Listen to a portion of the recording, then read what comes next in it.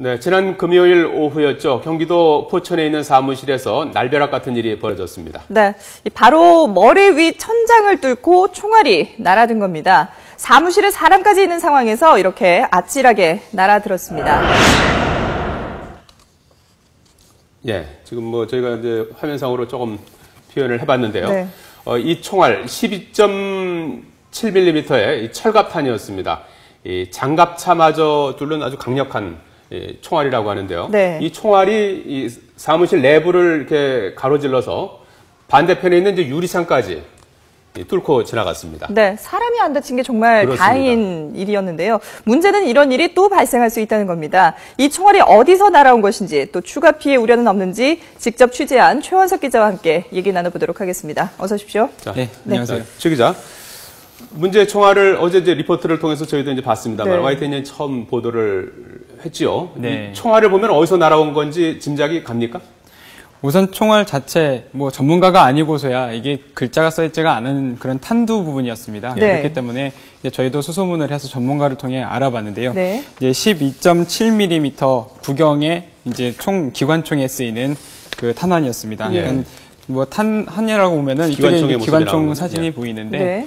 굉장히 이제 무거운, 그러니까 개인이 들고 다니는 그런 개인 화기가 아니라 이제 이렇게 공용 화기라고 해서 굉장히 묵직하고 장갑차들을 공격하거나 하는 그 큰 그 화기 중에 하나입니다. 네. 그래서 미군에서 주로 쓰는 그 기관총 가운데 M2라는 그런 이름의 기관총인데 국내에서는 이제 뭐 K6라는 이름으로 좀 이렇게 또 비슷한 총을 만들어서 사용을 하고 있고 실제로 미군과 한국군 일부 장갑차에서도 지금 계속 사용을 하고 있는 그런 기관총입니다. 예.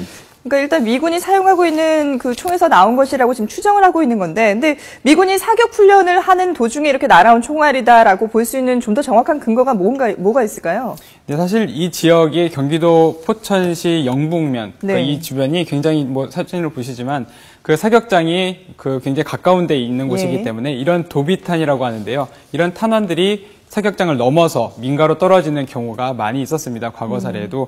지금 이 마을 같은 경우에는 지금 지도에서 보시면은 약 5km 정도 떨어져 있는데요. 그건 지도상으로 정확하게 재진 않았지만 지도상으로 이제 직선 거리를 잰 건데 가운데 불무산이라는 또 산이 가로막혀 있는 그런 사격장 위치입니다. 그래서 저 사격장에서부터 저 피해 지점인 저 야미리 마을까지 직선거리로는 5km지만 중간에 산까지 포함을 하면은 굉장히 먼 거리인데도 이렇게 탄환이 날아오는 경우가 이제 종종 있었습니다.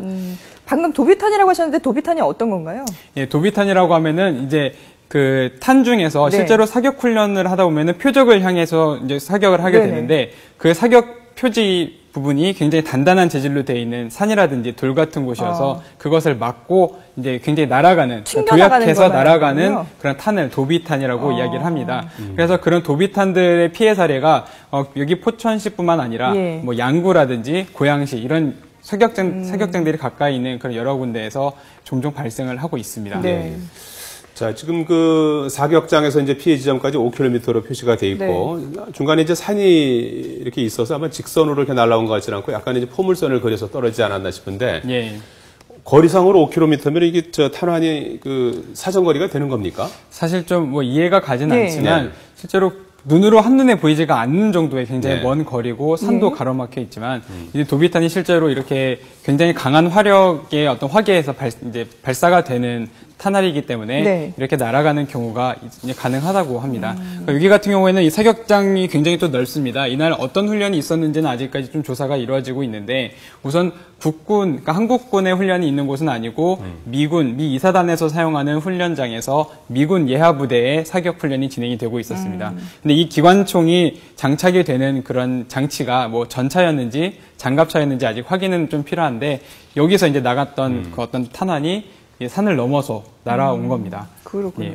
앞서서 이렇게 그 탄환이 날아오는 경우가 종종 있다고 하셨는데 언제 어디에 또 이렇게 이런 일들이 있었던 건가요? 뭐 2010년에도 있었고요. 2011년에도 이곳 야미리의 주변에 이제 마을에 실제로 이런 그 포탄 이번에는 총알이었지만 이제 포탄 불발탄이 떨어진 적도 있었고요. 그리고 지나가는 주민이 집 안으로 떨어진 그런 탄환에 어깨를 맞고 70대 노인이 부상을 당한 일도 있었습니다. 이런 사례가 종종 계속 있었습니다. 포천 일대 사격장이 많군요. 네. 어제 실제로 미군이 사격장에서 사격 훈련 금요일에 네. 사격 훈련한 건 맞죠? 그렇죠. 예, 미군에서 그것은 인정을 한 부분입니다. 예. 네. 이날 뭐 정확하게 어떤 훈련 내용이라든지 시기를 정확하게 보안상 알려주지는 않고 있지만 이날 분명히 한국군의 사격이 아니라 미군 예하부대의 사격 훈련이 진행이 되고 있었고 보시면 여기 훈련장이 여러 군데가 있는데 이번에 사고가 났었던 곳은 영평 훈련장. 영평. 미군의 이름으로 치면 로드리게즈 훈련장이라는 이름으로 우선은 간판이 붙어 있습니다. 국내에서는 가장 큰 규모의 훈련장 중에 하나고 지금 보시면 여기 한 군데가 우선 조금 잘 안 나왔는데 한쪽에 승진 훈련장이라고 해서 또 대규모 훈련장이 한 군데 더 있습니다. 그 두 군데를 포함해서 이곳 포천 일대에 5군데에서 많게는 7군데 정도 그 대규모 혹은 중소규모의 사격장이 우선 운영이 되고 있습니다. 이 훈련장들이 상당히 만들어진 지 오래된 곳이라면서요?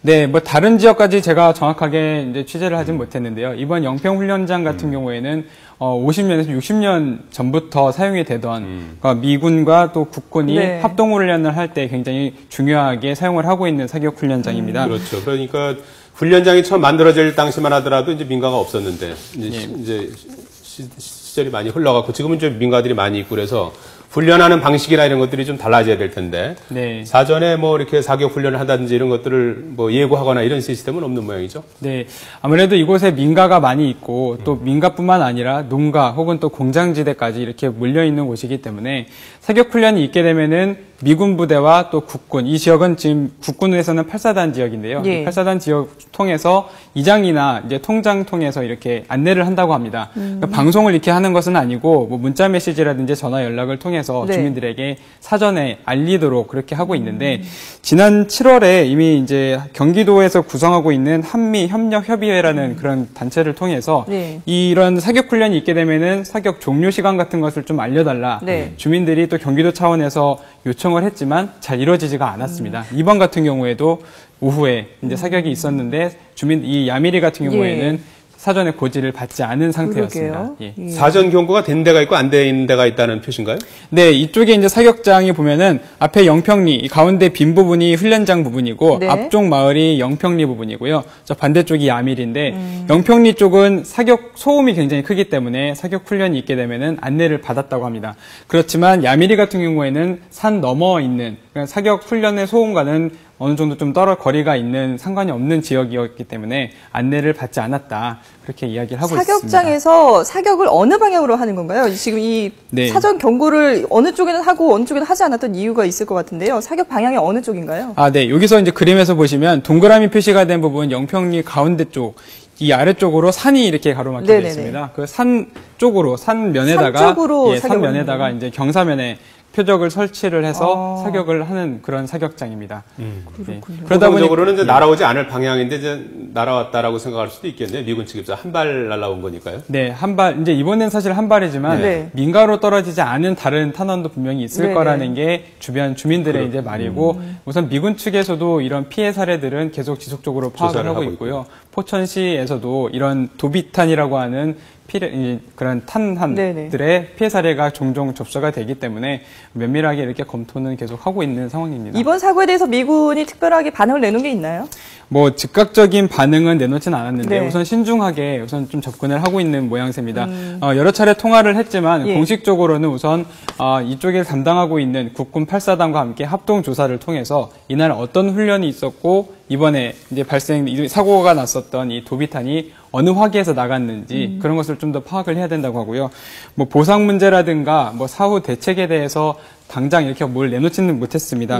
또 이 지역 같은 경우 이 한미 동맹이라고 하죠. 뭐 굉장히 전문적인 분야이긴 하겠지만 군사적으로 굉장히 중요한 훈련지이기 때문에 또 섣불리 옮기거나 대체 장소를 찾기가 좀 쉽지 않은 상황입니다. 그러다 보니까 미군 측에서도 이것을 뭐 어디로 옮긴다든가 하는 뭐 섣부른 그런 대책을 내놓지는 않고 우선 주민들을 이렇게 접근을 해서 계속 보상 논의를 하겠다는 그런 입장입니다. 이게 지금 뭐 총알이 이렇게 하늘에 그냥 떨어진 게 아니고 사람이 맞았으면은 뭐 그렇죠. 최소 크게 다치거나 네. 뭐 이제 사망했을 수도 있을 정도의 위력인 것 같은데 예, 사실은 주민들이 뭐 좀 상당히 불안감 같은 것들을 갖고 있을 것 같은데요. 그렇죠. 사실 주민들도 소음 소리만 듣던 분들이 대부분인데 네. 이렇게 집으로 굉장히 머리 위로 떨어졌는데 아까 그래픽에 잠깐 나왔지만 제가 만약 이렇게 앉아서 일을 하다가 조그만 머리를 든 상태에서 이번에 이런 도비탄이 떨어졌다고 하면은 네. 굉장히 치명상을 입거나 사망에 이를 수도 있었던 큰 위험한 사고였습니다. 또 이번에 이제 업체 같은 경우에는 그러니까 냉장고 그리고 에어컨 설치 업체였기 때문에 안에 가스통 같은 게 또 많았습니다. 예. 이런 데 맞기라도 했으면은 폭발 사고까지 있을 수 있는 위험한 사고였습니다. 주민들이 굉장히 불안해하고 그러게요. 소음뿐만 아니라 이런 사고가 실제로 이제 이렇게 목격이 되다 보니까 네. 뭐 당장 뭐 대책위를 꾸리는 것도 좀 몇 년이 되어 왔지만 예. 어느 정도 미군 측이나 또 한국군 측에 어느 정도 이렇게 좀 대책을 조금 더 좀 적극적인 네. 대응을 좀 해달라 그렇게 요구를 할 할 계획이라고 이렇게 이야기를 하고 있습니다. 앞서서 뭐 보상 문제도 미군 측에서 이제 논의를 하겠다라고 얘기를 했는데 과거의 사례를 본다면은 이번에 이 피해를 본 주민들 같은 경우에는 보상을 받을 수 있는 건가요?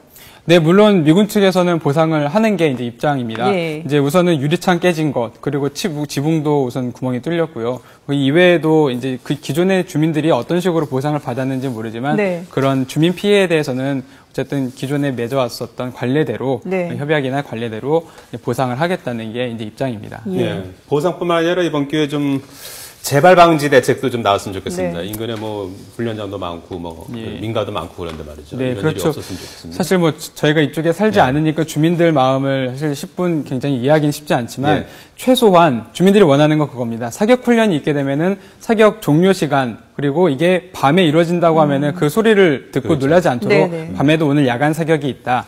이 훈련장 같은 경우에는 야간 사격까지 또 가능한 시설이 네. 설치되어 있다 보니까 주민들한테는 굉장히 뭐랄까요, 공포의 그렇습니다. 장소라고도 불릴 만큼 그런 무서운 장소인데요.